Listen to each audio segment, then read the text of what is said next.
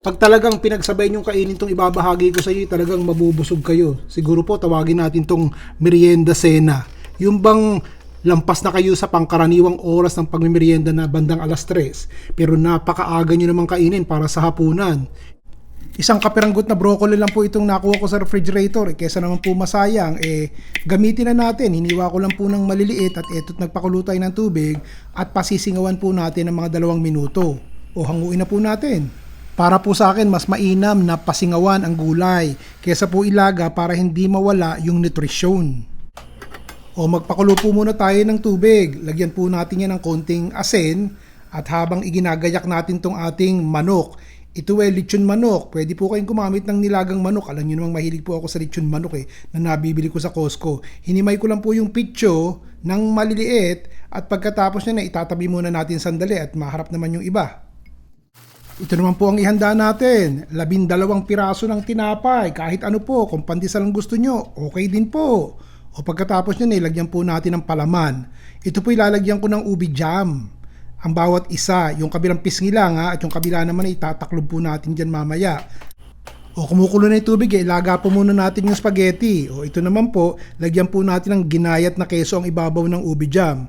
Parmesan cheese po ang ginamit ko. O kunin nyo na po yung kabiyak na tinapay at isaklob nyo dito sa ating ubi jam sandwich. Tapos, o sandali po, tignan natin. Mukhang luto na itong ating spaghetti, di po ba? O tanggalin po muna natin sa kawali. Pero yung pong tubig na mainit, huwag nyo pong itatapon at gagamitin natin yung konti niyan mamaya. Pag mainit na po yung kawali, maglagay tayo ng 2 kutsarang butter. Tunawin po natin to. Saka natin ilagay itong ating tinapay. Maliit lang po ang aking kawali Siguro 3 lang kaya kong gawin din Lubayan po natin sandali. Lagyan ko ng konting asukal na pula itong ibabaw para pagkagat nyo medyo matamis-tamis. Ayan. Tostahin po muna natin yung ilalim. Sandali, lagyan pa natin. Ayos. Tuloy yung ligaya.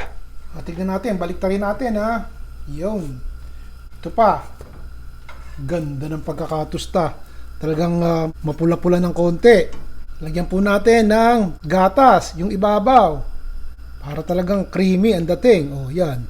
Hala, sige, Arya, gatas, asukal, tinapay, ube jam. Laboratory nyo yung resulta.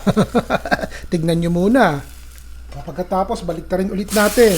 Naku po, naaamoy ko na. Hihinaan ko ng konti ang apoy at nasusunog na po Ayoko nang maitim yung ating minindal. Tingnan nyo, itataob ko papakita ko sa inyo yung may gatas na kabila. Ayun, natatanaw nyo na yung ube. Yan. Yan, papakita ko sa inyo yung ube. Natatanaw nyo po ba yung ube? Ganun din po ang ginawa ko dun sa susunod na pangkat ng tinapay. Nilagyan ko ng asukal na pula, tinaob ko, nilagyan ko po ng konting gatas sa ibabaw. Hindi, maraming gatas pala. At tinaob ulit. Ito na po, ang kinalabasan. 6 na sandwich po yung ginawa natin. Mas lalo po akong natakam nung hiniwa ko sa gitna at nakita kong lumabas yung ube natin dito. Pagkatapos, nilagyan ko po ng asukal sa taas. Yan. Iniinit ko lang po iring ating Alfredo sauce na ginawa ko nung isang araw. Napanood nyo na po yun. Madali lang pong gawin tong Alfredo sauce. Pagsasamahan nyo lang po yung olive oil at saka yung butter para hindi masunog kaagad yung butter. Lagyan nyo na ng bawang. Pagkatapos yan lagyan nyo na po ng ating all-purpose cream. Lagyan nyo na rin po ng keso, kahit anong keso meron kayo. Ito po yung grated parmesan cheese ang aking inilagay.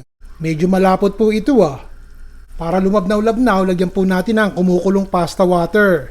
Yung pong galing sa pinagpakuluan natin ng spaghetti. Lalagyan ko na po ng konting pamintang durog.